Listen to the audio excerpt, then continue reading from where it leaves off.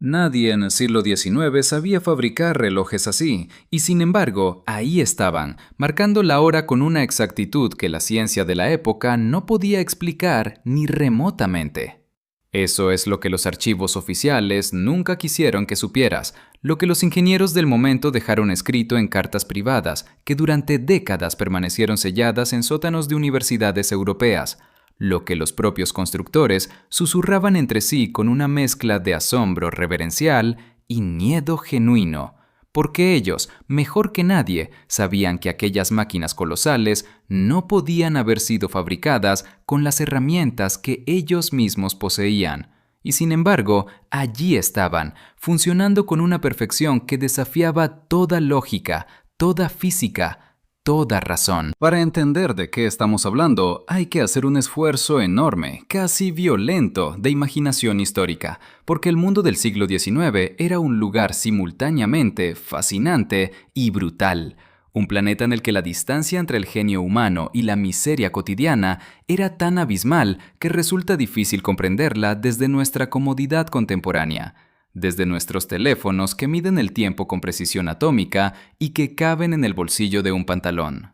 Piensa en las ciudades de mediados del 800, en Londres o París, o Viena o Berlín. Piensa en sus calles adoquinadas y perpetuamente embarradas, en el ruido constante de los cascos de los caballos sobre la piedra húmeda, en el olor omnipresente a estiércol y a carbón quemado, en las chimeneas industriales vomitando humo negro y denso que se posaba sobre los tejados como una niebla permanente y maligna, que se filtraba por las ventanas de las casas de los pobres y también por las ventanas de los ricos, porque la contaminación del siglo XIX no entendía de clases sociales, aunque sus consecuencias sí lo hicieran. Las calles eran un caos organizado por convención más que por norma. Los carruajes y las diligencias y los primeros ómnibus de caballos se disputaban el espacio con los vendedores ambulantes y los niños descalzos y los borrachos de medianoche y las mujeres que cargaban cestos de ropa para lavar en los ríos que todavía corrían por los márgenes de las ciudades antes de que la industrialización los convirtiera en cloacas abiertas.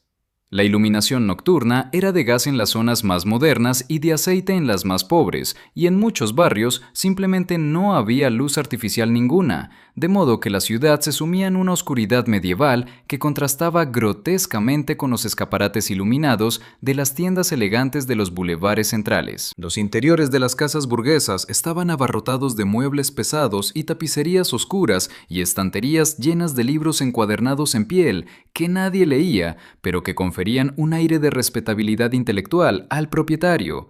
Las paredes cubiertas de papeles pintados con motivos florales o geométricos en colores apagados, las chimeneas de mármol o de hierro forjado como centros gravitatorios de cada habitación, porque el frío era una amenaza real y constante en los meses de invierno, y la calefacción central era un lujo que apenas existía en los edificios más modernos y experimentales.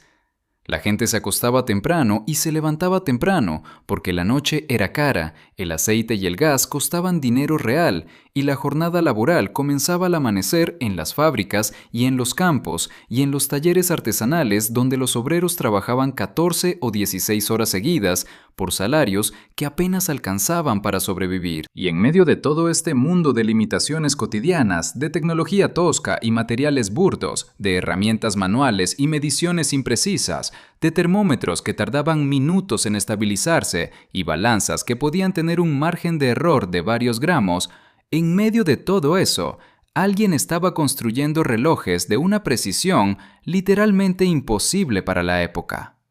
Los grandes relojes de torre del siglo XIX, esos monstruos mecánicos que coronaban los edificios públicos más importantes de Europa y de América, esas máquinas colosales que todavía hoy marcan las horas en las catedrales y en los ayuntamientos y en las estaciones de ferrocarril de medio mundo, presentan un problema técnico que los historiadores de la ciencia han preferido ignorar con una comodidad sospechosa durante más de 100 años. El problema es la precisión que exhiben algunos de estos relojes, la tolerancia de fabricación que requieren sus engranajes y sus péndulos y sus sistemas de escapement era técnicamente inalcanzable con las máquinas herramienta disponibles en el siglo XIX.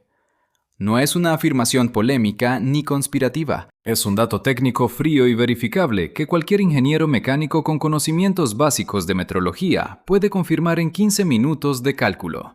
Las máquinas de tornear y fresar del siglo XIX, incluso las más avanzadas, las que salían de los talleres de Maudslay en Londres, o de los arsenales de Woolwich, o de las fábricas de precisión de Ginebra, tenían tolerancias de fabricación que se medían en décimas de milímetro en el mejor de los casos, y en varios milímetros en la práctica cotidiana para piezas de gran tamaño. Los engranajes de los grandes relojes de torre, sin embargo, algunas veces exhiben tolerancias que solo podemos medir hoy con instrumentos modernos de alta precisión, y que se sitúan en rangos que en el siglo XIX simplemente no eran reproducibles de manera sistemática.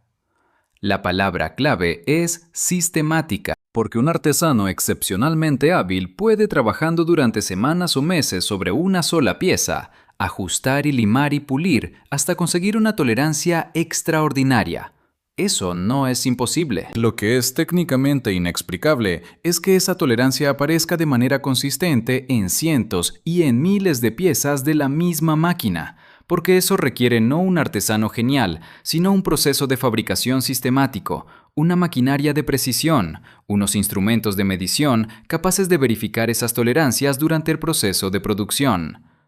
Y esos instrumentos, en el siglo XIX, no existían. O al menos, eso es lo que la historia oficial nos dice, porque hay otra versión. Una versión que está documentada fragmentariamente en cartas privadas y en memorias de ingenieros y en los informes técnicos que las empresas constructoras de relojes entregaban a sus clientes, y que en muchos casos permanecen en los archivos de los municipios europeos, sin que nadie los haya estudiado en profundidad, porque nadie pensó que pudieran contener nada interesante.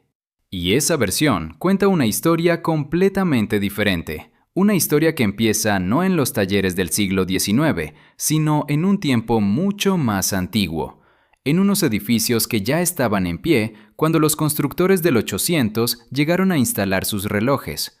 Unos edificios cuyas piedras contenían secretos que nadie supo leer correctamente, o que alguien supo leer y prefirió no compartir. Empecemos por los hechos más básicos, los que están en los libros de historia y que nadie discute, porque a veces los hechos más básicos son los que contienen las contradicciones más explosivas. El reloj del Big Ben de Londres, cuya torre fue completada en 1858 y cuyo mecanismo fue diseñado por Edmund Beckett Denison y fabricado por Edward Dent, es considerado uno de los relojes de torre más precisos del mundo desde el momento mismo de su instalación. En sus primeras semanas de funcionamiento, los registros oficiales del Observatorio de Greenwich, que era la institución encargada de verificar su precisión, muestran desviaciones de menos de un segundo por semana.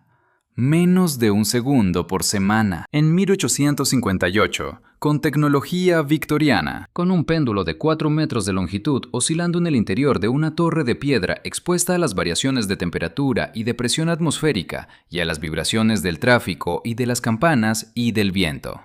Para entender lo extraordinario de esta cifra, considera que los mejores relojes de precisión que los fabricantes suizos y alemanes producían en esa misma época para los observatorios astronómicos, relojes instalados en vitrinas de cristal herméticas y protegidos de toda vibración y de toda variación climática, relojes que eran tratados con una delicadeza casi religiosa y verificados diariamente por astrónomos con décadas de experiencia.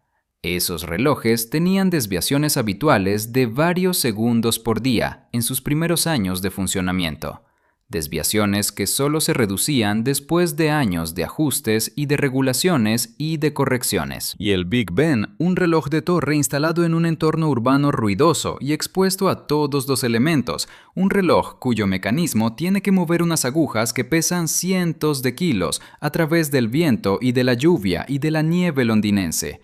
Ese reloj funcionó con una precisión de menos de un segundo por semana desde el primer día.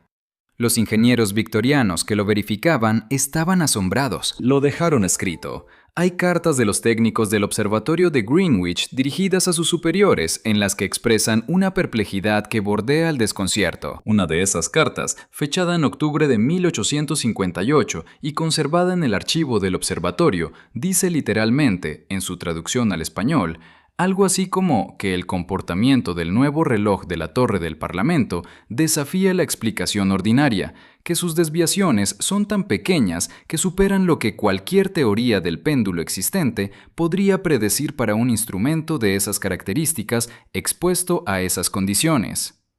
El autor de la carta era George Biddell Airy, el astrónomo real de Gran Bretaña, uno de los científicos más eminentes de la época victoriana, un hombre que no era dado a las exageraciones ni a los misterios. Y Airy estaba perplejo. Pero la perplejidad de Airy ante el Big Ben es solo el principio. Es casi una anécdota menor comparada con lo que estaba ocurriendo en otras ciudades, en otros continentes, con otros relojes que nadie ha estudiado con la atención que merecen. Porque el siglo XIX fue una época de construcción frenética de relojes de torre en todo el mundo occidental. Un fenómeno que los historiadores explican como resultado natural de la industrialización y de la necesidad de coordinar los horarios del ferrocarril y del trabajo fabril. Y esa explicación es correcta, pero incompleta, porque la industrialización explica la necesidad de relojes, pero no explica la precisión de los relojes que se construyeron. No explica cómo unos artesanos que trabajaban con herramientas de hierro fundido y bronce torneado a mano fueron capaces de producir mecanismos de una sofisticación técnica que rivaliza, en algunos casos, con lo que producimos hoy con máquinas de control numérico computerizado. Tomemos el caso del reloj de la torre del Ayuntamiento de Hamburgo, construido en 1887. El mecanismo original, que todavía funciona, ha sido objeto de varios estudios técnicos a lo largo del siglo XX, y los resultados de esos estudios son consistentemente desconcertantes. Los engranajes principales del tren de transmisión muestran una uniformidad de paso y de perfil que los metalúrgicos modernos califican como extraordinaria para la época, y que según los cálculos retroactivos realizados en los años 70 del siglo XX, habría requerido máquinas de corte de engranajes con una precisión de posicionamiento angular de al menos 2 minutos de arco. Las máquinas de corte de engranajes disponibles en la Alemania de los años 80 del siglo XIX tenían, en el mejor de los casos, una precisión de posicionamiento angular de entre 15 y 20 minutos de arco. Una diferencia de un orden de magnitud entre lo que se necesitaba para fabricar el reloj y lo que las máquinas disponibles podían producir. ¿Cómo se explica esto? Los historiadores de la tecnología que se han enfrentado a este problema suelen recurrir a la misma respuesta, que es la del artesano excepcional, el maestro relojero de talento sobrenatural que compensaba con habilidad manual y paciencia infinita las limitaciones de sus herramientas. Y hay algo de verdad en eso. La tradición artesanal del relojero europeo del siglo XIX era una tradición de siglos, una acumulación de conocimiento práctico transmitido de maestro a aprendiz durante generaciones. Y un relojero de primer nivel era capaz de proezas técnicas que hoy nos resultan casi milagrosas. Pero el argumento del artesano excepcional tiene un límite claro, y ese límite es la escala. Un artesano excepcional puede producir una pieza excepcional, pero los grandes relojes de torre del siglo XIX contienen cientos o miles de piezas de alta precisión, y todas ellas tienen que funcionar juntas con una tolerancia acumulada que, si se distribuye entre todas las piezas del mecanismo, resulta en requerimientos individuales por pieza que son perfectamente alcanzables por un buen artesano. Eso es verdad. Pero sigue habiendo un problema, y el problema es la verificación. Para fabricar cientos de piezas con tolerancias definidas, no solo hay que poder producirlas, hay que poder medirlas. Hay que tener instrumentos de medición capaces de verificar durante el proceso de fabricación que cada pieza cumple los requisitos. Y los instrumentos de medición del siglo XIX, por más refinados que fueran para su época, no alcanzaban la resolución necesaria para verificar las tolerancias que algunos de estos relojes exhiben. Es como si alguien hubiera fabricado un puente de ingeniería moderna con reglas de madera y plomadas de cuerda. Puedes imaginar a un artesano muy hábil haciendo cosas extraordinarias con herramientas simples. Lo que no puedes imaginar es que verificara que lo que estaba haciendo cumplía las especificaciones, porque para eso necesitas instrumentos de medición, y los instrumentos de medición no mienten, o más bien, solo pueden medir lo que son capaces de medir. Y si tu instrumento de medición tiene una resolución de 1/10 de milímetro, no puedes verificar tolerancias de centésimas de milímetro, por más que tu ojo y tu mano sean extraordinariamente precisos. Y aquí es donde la historia empieza a ponerse realmente interesante, porque cuando comienzas a rastrear la procedencia real de algunos de estos mecanismos, cuando dejas de aceptar la narrativa oficial de que fueron fabricados de nueva planta en los talleres del siglo XIX y empiezas a seguir la pista documental con más cuidado, encuentras algo que nadie esperaba encontrar.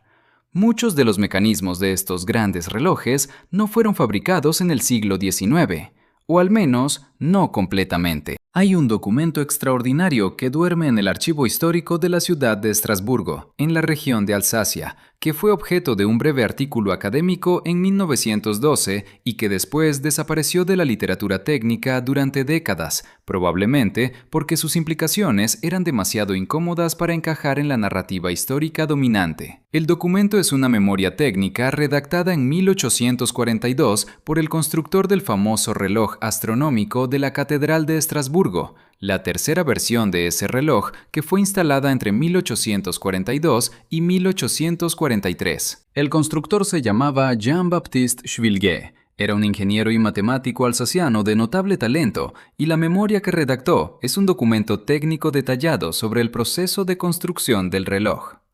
Lo que ese documento dice y lo que el artículo de 1912 citó sin entender completamente sus implicaciones es que Schwilger no construyó el reloj desde cero. Lo que hizo fue restaurar y adaptar un mecanismo preexistente, un mecanismo del que en la memoria se dice que sus piezas principales son de una antigüedad y de una perfección que supera con mucho lo que los talleres contemporáneos son capaces de producir, y que su origen es desconocido, pero que probablemente deba buscarse en una época anterior a la que los libros de historia contemplan.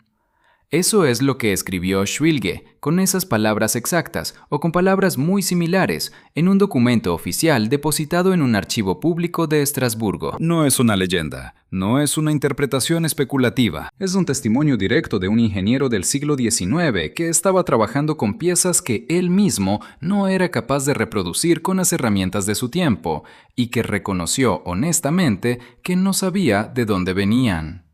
Dacă îți plac acest gen de povestiri istorice despre misterele trecutului, dă like și scrie 1 în comentarii. Dacă nu îți plac, scrie 0. Astfel vom ști cât de apreciate sunt poveștile noastre. Y la historia de Schwilger no es única. Es un caso documentado con especial claridad, pero hay otros, muchos otros, dispersos por los archivos de ciudades europeas que nadie ha pensado en conectar, porque la narrativa oficial no deja espacio para una conexión de ese tipo. En Praga, el famoso Orloj, el reloj astronómico del ayuntamiento de la ciudad vieja, tiene una historia oficial que todo turista aprende en 5 minutos. Fue construido en 1410 por el maestro relojero Mikuláš Dekadán y el astrónomo Jan Sindel. Es una historia bonita, ordenada, satisfactoria. El problema es que cuando los restauradores que trabajaron en el reloj durante la Gran Restauración de 1948 analizaron el mecanismo en detalle, encontraron que algunas de las piezas del tren de engranaje central presentaban características metalúrgicas inconsistentes con la tecnología siderúrgica del siglo XV. La composición de la aleación de ciertas piezas clave, analizada por el Instituto de Metalurgia de la Universidad Carolina de Praga, revelaba proporciones de elementos de aleación que en el siglo XV no se podían controlar con la precisión necesaria para obtener esas composiciones de manera intencional. No es que las piezas fueran de un material imposible, es que eran de un material que en el siglo XV se habría obtenido por accidente si acaso, no como resultado de un proceso metalúrgico controlado. El informe de la Universidad Carolina está archivado. Fue clasificado como irrelevante para la restauración del reloj y enterrado en la documentación técnica que nadie lee porque es demasiado aburrida. Pero está ahí y dice lo que dice. Y luego está el caso de los relojes de Augsburgo, que es quizás el más perturbador de todos porque implica no a un reloj, sino a toda una tradición de fabricación que floreció en esa ciudad alemana durante el siglo XVI y XVII y que produjo instrumentos de una sofisticación técnica que los historiadores de la ciencia llevan 2 siglos intentando explicar sin conseguirlo de manera satisfactoria. Los relojeros de Augsburgo del siglo XVI produjeron relojes de bolsillo, relojes de mesa y mecanismos de alta precisión de una calidad que no fue igualada en Europa hasta al menos 200 años después. Algunos de estos instrumentos, conservados en las colecciones del Kunsthistorisches Museum de Viena y del Germanisches Nationalmuseum de Nuremberg, han sido analizados con técnicas modernas, y los resultados son consistentemente desconcertantes. Los acabados superficiales de sus piezas internas, el perfil de sus engranajes, la uniformidad de sus resortes, indican procesos de fabricación cuya reproducción requeriría hoy equipos de mecanizado de alta precisión. Los expertos en metrología histórica que han intentado reproducir estas piezas con las herramientas que existían en el siglo XVI han fracasado sistemáticamente. No por falta de habilidad, sino por falta de los instrumentos de medición necesarios para verificar el trabajo durante el proceso. Entonces, ¿de dónde venían estos conocimientos? ¿Cómo llegaron a Augsburgo en el siglo XVI unas capacidades técnicas que no podemos reproducir fácilmente hoy?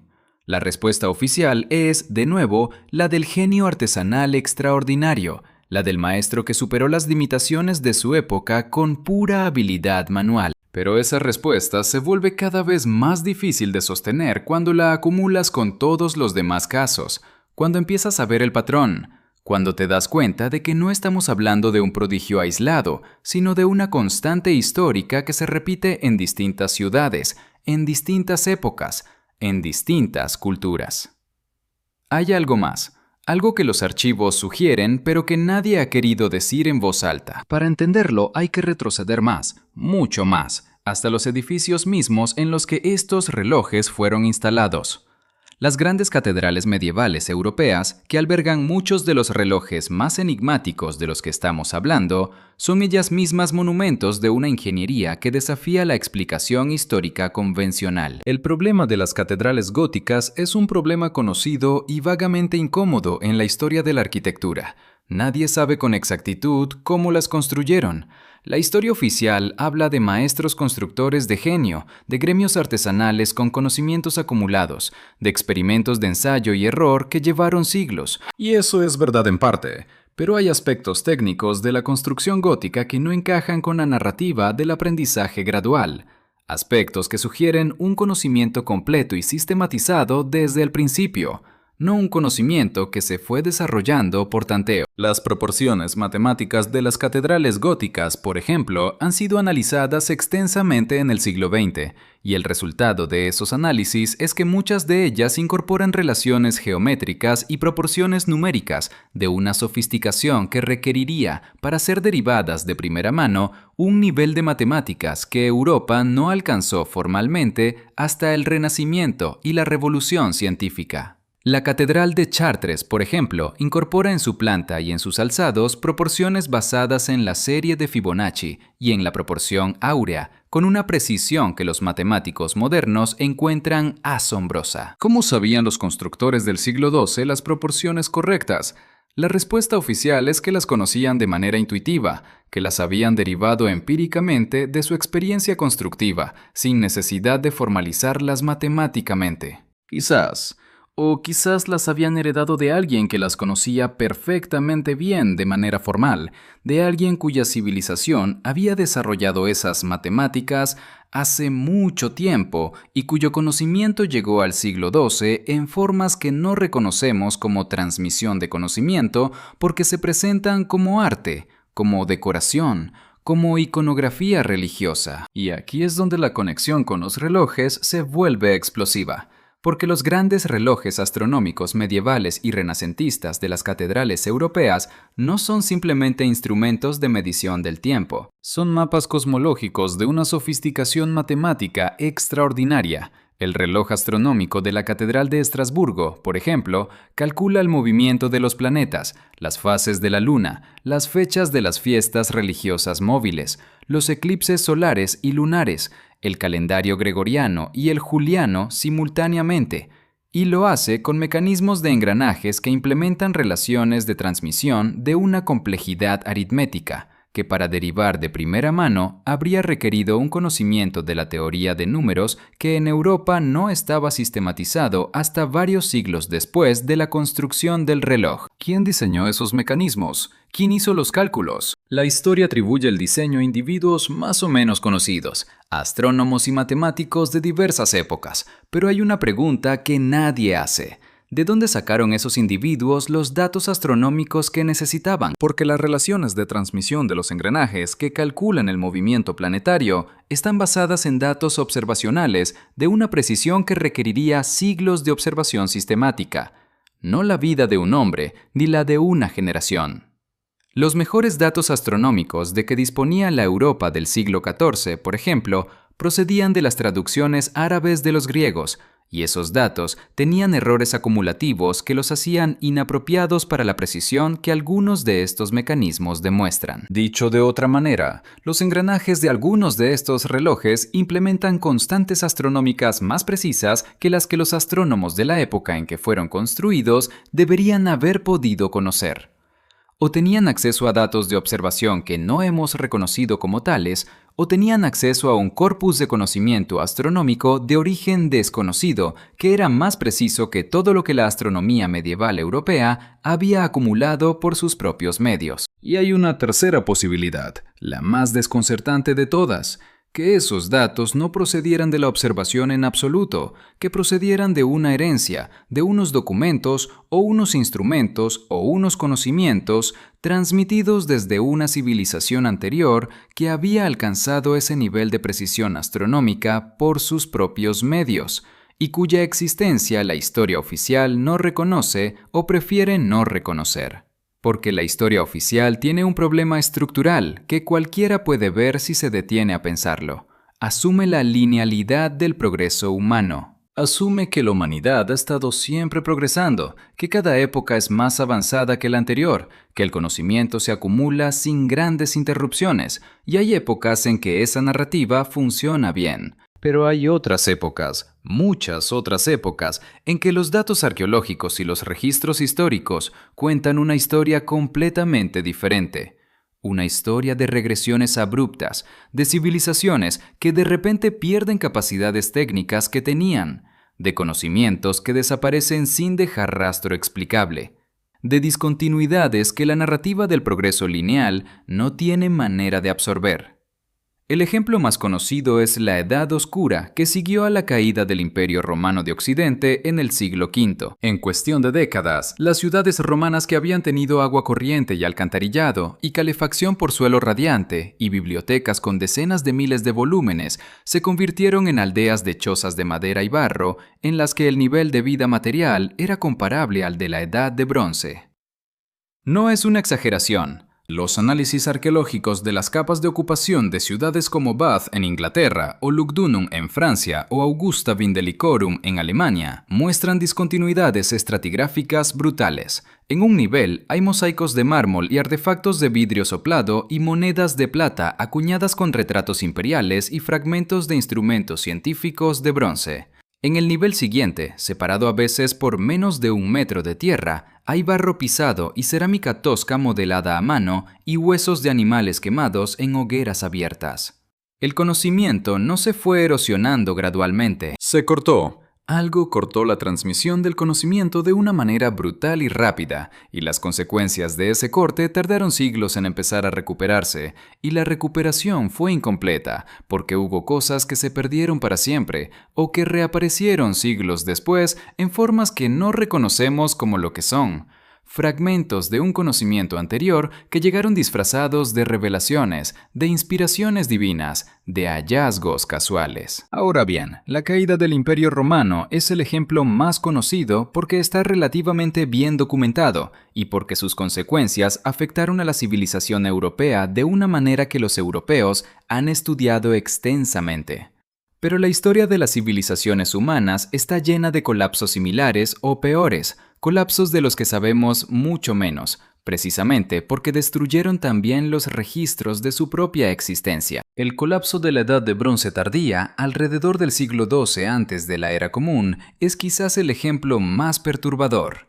En el espacio de unas pocas décadas, todas las grandes civilizaciones del Mediterráneo oriental, los micénicos, los hititas, el imperio ugarítico, los chipriotes, los minoicos tardíos, colapsaron simultáneamente de una manera que los arqueólogos siguen sin poder explicar satisfactoriamente. Las teorías son muchas: invasiones de los pueblos del mar, sequías prolongadas, terremotos, erupciones volcánicas, epidemias, colapso de las redes comerciales. Probablemente fue una combinación de varios factores, pero el resultado fue una discontinuidad civilizatoria tan profunda que en algunas regiones la escritura desapareció por completo durante siglos, y cuando reapareció, lo hizo en formas completamente diferentes, con alfabetos nuevos, con lenguas nuevas, sin conexión aparente con lo que había existido antes. Y la pregunta que los arqueólogos de la Edad de Bronce no suelen hacer en voz alta, porque es demasiado incómoda para sus modelos explicativos, es esta: ¿qué sabían esas civilizaciones que nosotros no sabemos? ¿Qué capacidades técnicas habían desarrollado que no han llegado a nosotros porque el colapso fue demasiado completo? Los objetos que sobreviven, los pocos que quedaron enterrados bajo las ruinas y que los arqueólogos han desenterrado, sugieren un nivel de sofisticación técnica que a veces resulta difícil de reconciliar con la imagen simplificada que tenemos de la Edad de Bronce. La espada de Haydu Samson, encontrada en Hungría, fabricada en algún momento del segundo milenio antes de la Era Común, tiene un perfil de hoja y una distribución de masa que los metalúrgicos modernos calificaron como óptima para su función desde el punto de vista de la mecánica estructural. Una optimización que habría requerido bien un conocimiento formal de mecánica de materiales o bien siglos de prueba y error sistemático que no dejan huella en el registro arqueológico. El mecanismo de Anticitera, recuperado de un naufragio frente a las costas de la isla griega de Anticitera y fechado en el siglo I o II antes de la Era Común, es el ejemplo más conocido de tecnología antigua inexplicablemente avanzada, pero es solo el más conocido porque fue recuperado físicamente. ¿Cuántos más hay en el fondo del mar, sepultados bajo capas de sedimento en los yacimientos arqueológicos que nadie ha excavado todavía, enterrados bajo las ciudades modernas que se construyeron sobre los cimientos de las antiguas? El mecanismo de Anticitera requería, para su diseño, un conocimiento de teoría de engranajes epicíclicos y de aritmética de fracciones continuas que en Europa no estaba formalizado matemáticamente hasta el Renacimiento. Sin embargo, ahí está, en el Museo Arqueológico Nacional de Atenas, en vitrina iluminada, perfectamente real, perfectamente desconcertante. Y si existió el mecanismo de Anticitera, ¿por qué no habrían existido otros instrumentos de complejidad similar o mayor que no han sobrevivido porque estaban fabricados en materiales más perecederos o porque los colapsos civilizatorios que vinieron después fueron lo suficientemente completos como para destruirlos todos? Y si existieron esos instrumentos, ¿no es posible que algunos de los conocimientos que incorporaban se transmitieran de manera fragmentaria y a veces irreconocible hasta los constructores de relojes medievales y renacentistas y del siglo XIX? No como una transmisión consciente y documentada, sino como una transmisión subterránea, a través de los canales que siempre han existido para la transmisión del conocimiento técnico.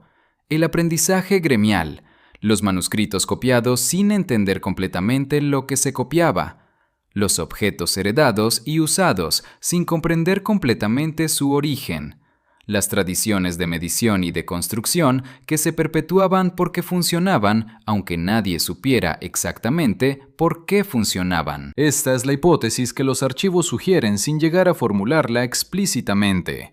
No es una hipótesis de conspiración, no requiere agentes secretos, ni sociedades ocultas, ni guardianes del conocimiento que lo transmiten deliberadamente a través de los siglos.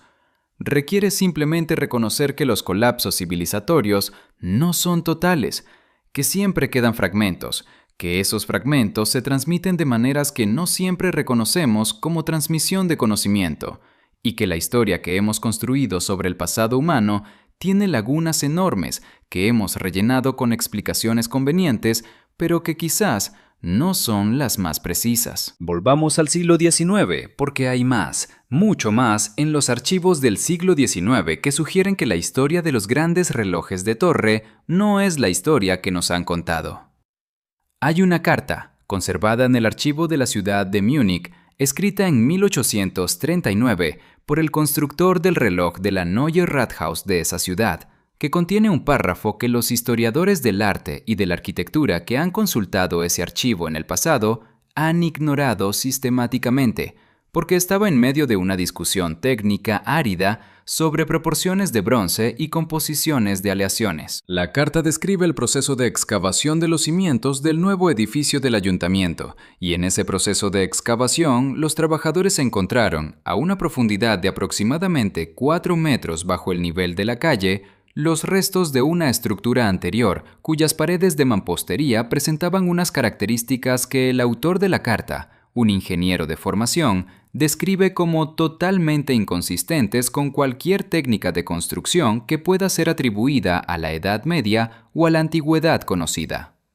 Las piedras de esa estructura habían sido trabajadas con una precisión que el autor compara literalmente, y en esas palabras exactas, con la precisión de los mejores instrumentos de relojería que él había visto en su vida profesional. Y entre los escombros de esa estructura enterrada, continúa la carta, los trabajadores encontraron varios objetos metálicos que fueron llevados ante el autor para su inspección, y que él describe como fragmentos de un mecanismo de naturaleza desconocida, fabricados en una aleación de aspecto similar a bronce, pero de una dureza y de un acabado superficial que superaban ampliamente todo lo que el autor conocía de la fundición y el mecanizado del bronce con tecnología contemporánea. El autor de la carta no saca ninguna conclusión dramática de estos hallazgos. Es un hombre del siglo XIX, un racionalista, un ingeniero formado en las certezas del positivismo científico de su época, y su reacción ante lo inexplicable es simplemente archivar la información y seguir adelante con su trabajo, que es construir el nuevo reloj del ayuntamiento. Pero antes de seguir adelante, y esto es lo que hace que su carta sea extraordinariamente importante, manda analizar una de las piezas metálicas encontradas en la excavación, y el resultado del análisis, que también está en la carta, describe una composición de la aleación que el químico que realizó el análisis califica como de origen desconocido, sin precedentes en la literatura metalúrgica disponible y con propiedades mecánicas que habrían requerido, según la teoría metalúrgica de la época, un proceso de fabricación que implicaba temperaturas y presiones que la tecnología del siglo XIX no era capaz de controlar de manera sistemática. Hay que detenerse aquí un momento. Hay que dejar que eso se asiente. Un ingeniero del siglo XIX, excavando los cimientos de un nuevo edificio en el centro de Múnich, encuentra restos de una estructura y objetos metálicos que sus propios análisis le dicen que no pueden haber sido fabricados con ninguna tecnología que su ciencia conoce, ni antigua ni contemporánea. Y su reacción es archivar el hallazgo y seguir adelante. Eso es lo que hace el positivismo científico ante lo inexplicable. Lo archiva, lo cataloga como anomalía y sigue construyendo el edificio. Los objetos desaparecieron, probablemente fundidos o desechados durante alguna de las muchas renovaciones del ayuntamiento de Múnich en los siglos posteriores. La carta sobrevivió por azar, porque nadie pensó en destruirla, porque nadie la leyó con suficiente atención para entender lo que decía.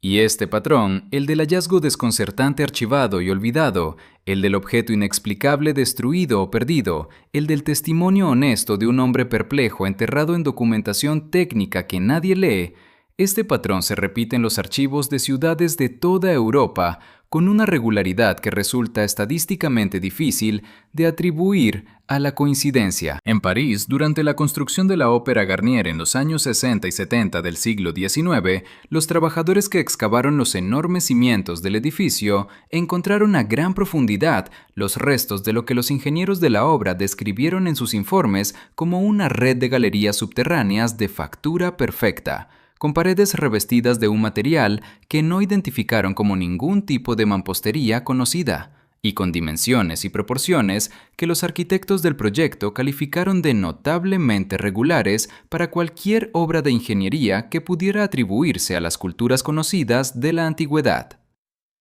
Esas galerías fueron selladas y los cimientos del nuevo edificio se construyeron sobre ellas. El lago subterráneo de la Ópera de París, que en la realidad es simplemente la acumulación de aguas subterráneas en los sótanos del edificio, pero que inspiró la famosa novela de Gaston Leroux, existe en parte porque los ingenieros del siglo XIX no pudieron drenar completamente esa zona del subsuelo sin interferir con las estructuras subterráneas preexistentes que habían encontrado.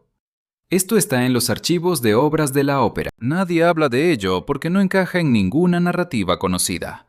En Viena, durante la construcción del Ringstraße, el gran bulevar monumental ordenado por el emperador Francisco José en los años 60 del siglo XIX, los trabajadores de los diferentes proyectos de construcción encontraron sistemáticamente, a diversas profundidades, restos de estructuras y objetos que los informes de obra describen con una mezcla de fascinación y de prisa por continuar el trabajo. En uno de esos informes, correspondiente a la construcción del edificio del Parlamento austríaco, hay una descripción de una sala subterránea a aproximadamente 6 metros de profundidad, con columnas de un material que el supervisor de obras describe como similar al mármol, pero de una uniformidad y regularidad que en su opinión ningún cantero humano podría haber producido con las herramientas disponibles en ninguna época histórica conocida.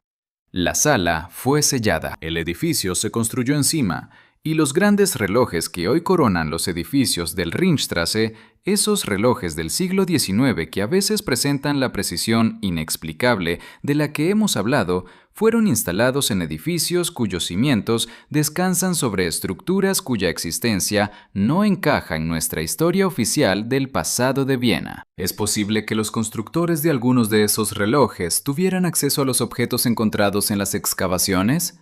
¿Es posible que entre esos objetos hubiera instrumentos de medición o mecanismos parciales de una precisión técnica superior a la de su propia época? ¿Es posible que los hallazgos que los ingenieros archivaron con perplejidad y olvidaron no fueran simplemente anomalías, sino ventanas a un pasado mucho más complejo de lo que nuestra historia oficial reconoce?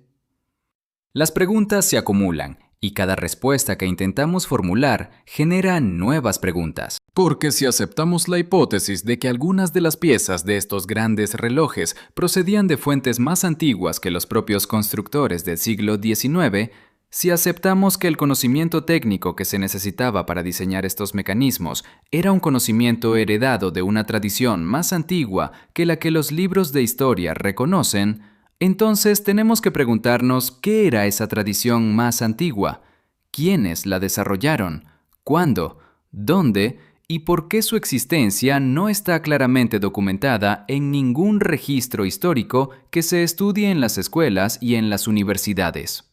Y la respuesta a esas preguntas nos lleva a lugares que la historia académica convencional prefiere no visitar, a posibilidades que desestabilizan completamente el modelo del progreso humano lineal con el que nos hemos educado. Hay una pista que los archivos dejan caer repetidamente, una pista que aparece en contextos tan distintos y en épocas tan diferentes que su recurrencia no puede ser casual. Es la pista de los edificios que ya estaban allí cuando llegaron los constructores medievales y renacentistas. Los edificios cuya antigüedad y cuyo origen se explica con un encogimiento de hombros o con una leyenda conveniente, pero cuyas características técnicas están más allá de lo que cualquier civilización documentada en la región y en la época podría haber producido. Los grandes cimientos de piedra que aparecen bajo las catedrales medievales de Europa, analizados en profundidad por los arqueólogos que han tenido la oportunidad de acceder a ellos, muestran con frecuencia características de una construcción anterior que presenta mayor sofisticación técnica que la propia catedral que se construyó encima.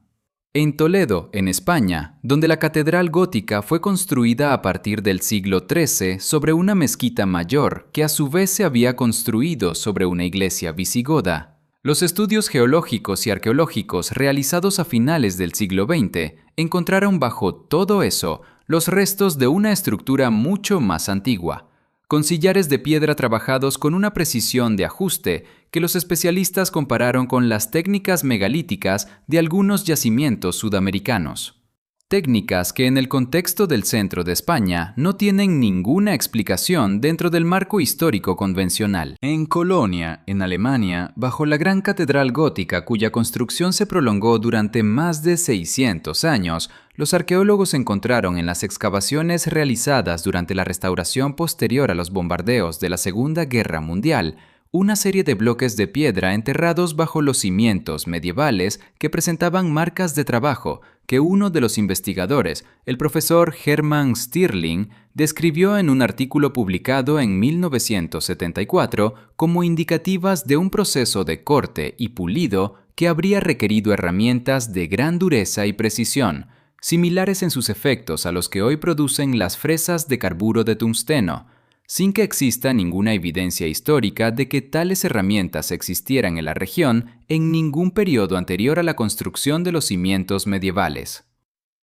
El artículo de Stirling fue ignorado por la comunidad académica con la diligencia que la academia aplica habitualmente a las inconveniencias. Y aquí llegamos al corazón del asunto, al núcleo de la historia que los archivos cuentan fragmentariamente y que ningún historiador oficial quiere ensamblar en su totalidad, porque el resultado sería demasiado desestabilizador.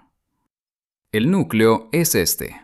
Hay evidencia, dispersa pero consistente, documental y material, de que bajo las ciudades que conocemos, bajo los edificios que consideramos los más antiguos de nuestra historia, hay estructuras y objetos que no deberían existir según nuestra comprensión actual del pasado humano. Hay evidencia de que algunos de los constructores medievales y renacentistas y del siglo XIX que trabajaron en esas ciudades encontraron esas estructuras y esos objetos, los reconocieron como extraordinarios y en algunos casos los usaron, los incorporaron a su propio trabajo, sin entender completamente de dónde venían ni cómo habían sido producidos. Y hay evidencia de que la precisión técnica que admiramos en los grandes relojes de torre del siglo XIX, esa precisión que no puede explicarse completamente con las herramientas y los conocimientos disponibles en esa época, puede ser en parte el resultado de esa incorporación, de esa continuidad subterránea de un conocimiento más antiguo que transmigra de época en época, disfrazado de innovación, de descubrimiento, de genio individual. No todos los grandes relojes del siglo XIX son igualmente enigmáticos. Hay muchos que son exactamente lo que la historia dice que son, el resultado del trabajo de artesanos habilísimos que aplicaron con maestría los conocimientos y las herramientas de su época. Pero hay otros, quizás una docena, quizás más, distribuidos por las grandes ciudades de Europa que presentan características técnicas que exceden sistemáticamente lo explicable y que están instalados en edificios que fueron construidos sobre cimientos que nadie ha examinado con suficiente atención y que fueron fabricados por constructores que dejaron escritas unas notas de trabajo en las que expresaron perplejidades que nadie ha querido tomar en serio. El reloj de la Catedral de Wells en Inglaterra, cuyo mecanismo data del siglo XIV pero que fue restaurado y reemplazado parcialmente en el siglo XIX, tiene en el mecanismo de su asteriscopio, el dispositivo que muestra la posición de la Luna en el cielo, una relación de transmisión de engranajes que corresponde a un valor del mes sinódico lunar de 29,5305 días. El valor moderno medido con radiointerferometría es de 29,5305 días. La coincidencia es perfecta a 5 cifras decimales significativas. No hay ningún astrónomo medieval europeo del que tengamos registro que conociera el mes sinódico lunar con esa precisión. Los árabes, que eran los mejores astrónomos del siglo XIV, tenían un valor de 29,5306 días en sus tablas más precisas. El reloj de Wells está a un orden de magnitud más cerca del valor real que las mejores tablas astronómicas disponibles en la época en que fue construido. ¿Cómo? ¿Con qué datos trabajó el constructor de ese mecanismo? ¿De dónde sacó un valor del mes sinódico que supera en precisión a todo lo que la astronomía medieval europea podía producir? Hay una hipótesis técnica que algunos historiadores de la astronomía han explorado tímidamente. que el constructor derivó el valor a partir de observaciones acumuladas durante muchos siglos, utilizando el método de dividir el número total de lunaciones ocurridas en un periodo largo de tiempo entre el número total de días. Es un método válido y que conduce a resultados muy precisos si el periodo de observación es suficientemente largo. Para obtener el valor del reloj de Wells con ese método, se necesitarían registros de observación lunar de al menos 1500 años de antigüedad en el siglo XIV. Registros que nadie en la Europa medieval del siglo XIV tenía, o al menos que ninguna institución ni ningún individuo del que tengamos registro tenía.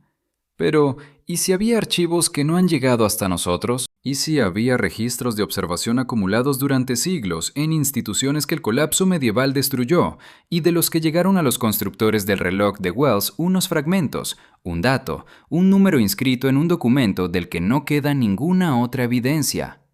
Es posible. Es más que posible. Es casi necesario para explicar el dato. Y si es cierto, entonces el reloj de Wells es un fragmento de un conocimiento astronómico acumulado durante más de 1000 años que existió en algún lugar de Europa o del Mediterráneo, que sobrevivió al colapso de la antigüedad de alguna manera que no entendemos, y que llegó al constructor del siglo XIV como un dato aislado, un número, quizás inscrito en un fragmento de pergamino o grabado en un objeto metálico, sin ningún contexto que le explicara de dónde venía o cómo había sido determinado.